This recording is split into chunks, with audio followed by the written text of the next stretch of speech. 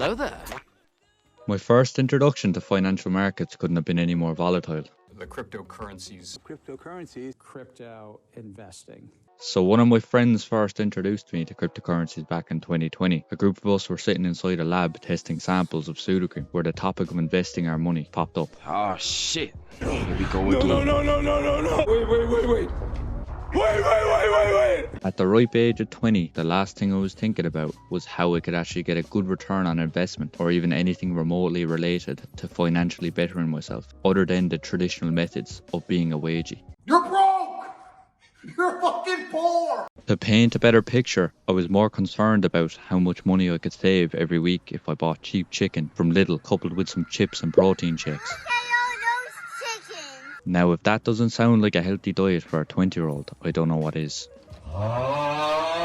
Don't worry though, I've since promoted my diet to a gym bro's favourite meal, chicken and rice. Going back to the topic of financially bettering myself, after hearing about cryptocurrencies, I knew it was time to go all in with a 125x leverage long position on Dogecoin.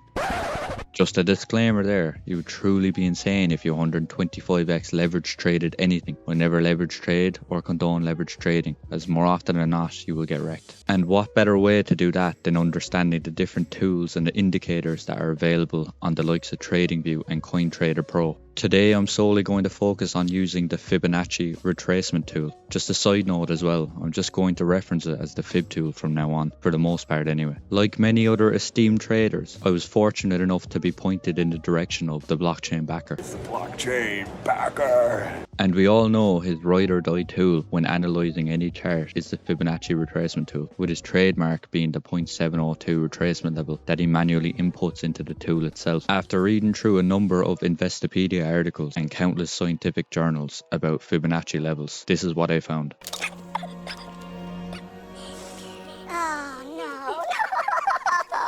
These Fibonacci levels indicate areas of support and resistance on a particular chart, whether that be your Nvidia stonks or your Shiba coins, or if you happen to be even more unfortunate trader than the two above, the ungodly Luna token.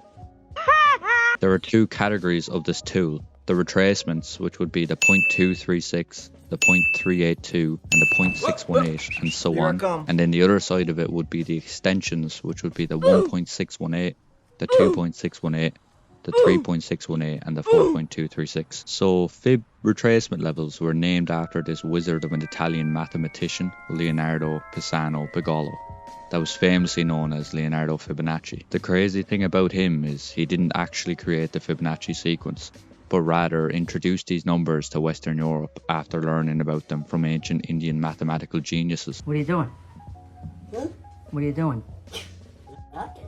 Leonardo dropped his fire mixtape back in 1202 AD that was called Liber Abaci, which basically translated to the Book of Calculations. The book itself shows how Fibonacci sequencing works by describing the growth of the rabbit population, blah blah blah. So basically, just to summarize it, if you have a look at the table, Oh shit, the table's leaving.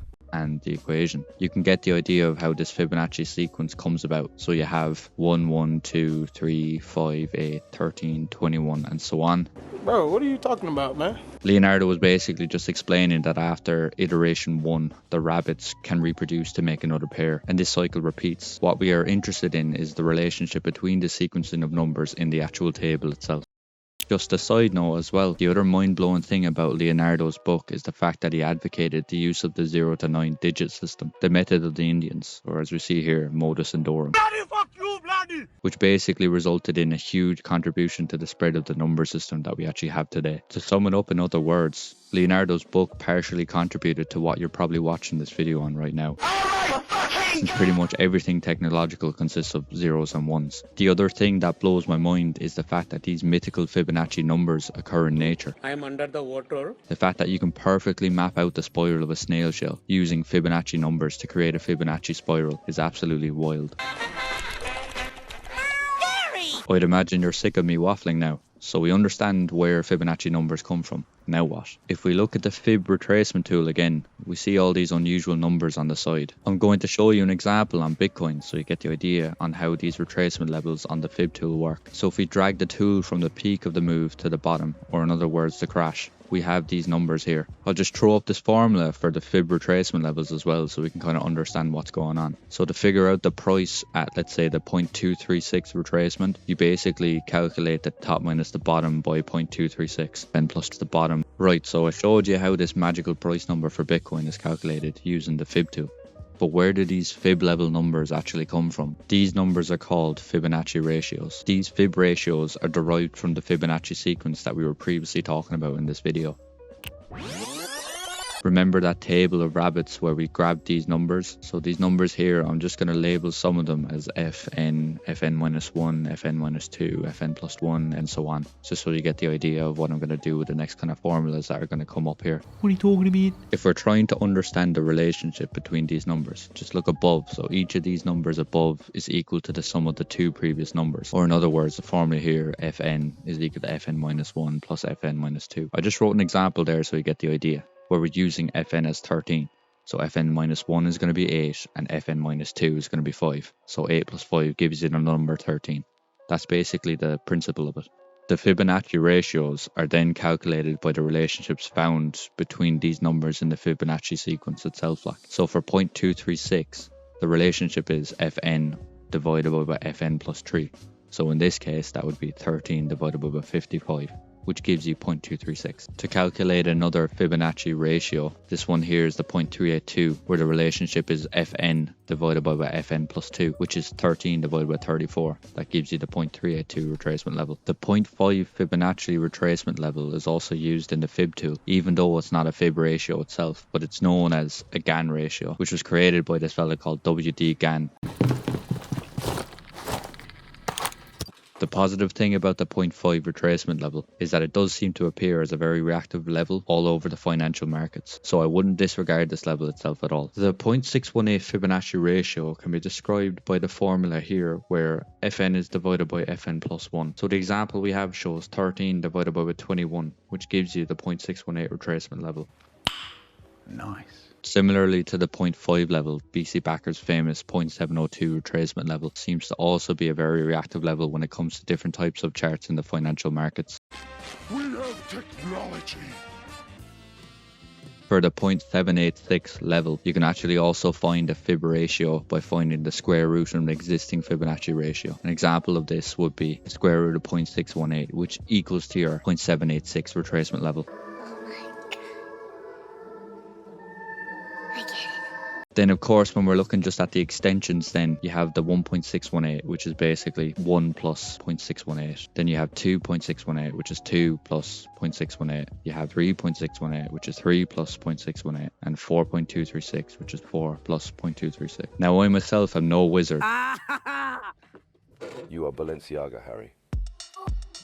But after staring at these numbers here, I do see a very interesting pattern. 1, 2, 3, 4. Maybe I should write a follow-up book from Leonardo and title it the 1, 2, 3. You want the numbers, Mason? Here's me playing around with the tool on TradingView on some random meme coins for entertainment. Now just because you see these coins here, don't go off and buy them. I just find meme coins funny. If you actually see the state of my crypto portfolio, you definitely think I'm incredibly boring. To sum up the Fib tool, we can either use it to figure out how much an asset is retracing. That would be the Fibonacci retracement side. Or we could use it to figure out how much an asset is going to rise potentially, which would be the Fibonacci extension side. At the end of the day, the Fib tool is great for indicating areas of support and resistance on charts.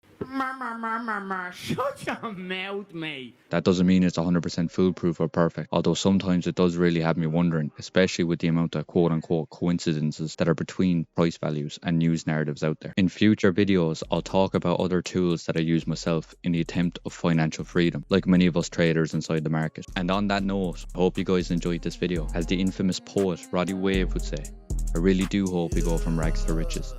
Safe trading, my friends. Have a good one. I want some fries and chicken, a side of biscuit, that ain't enough for me. I want a number 3, straight out that oven, nobody get nothing from me.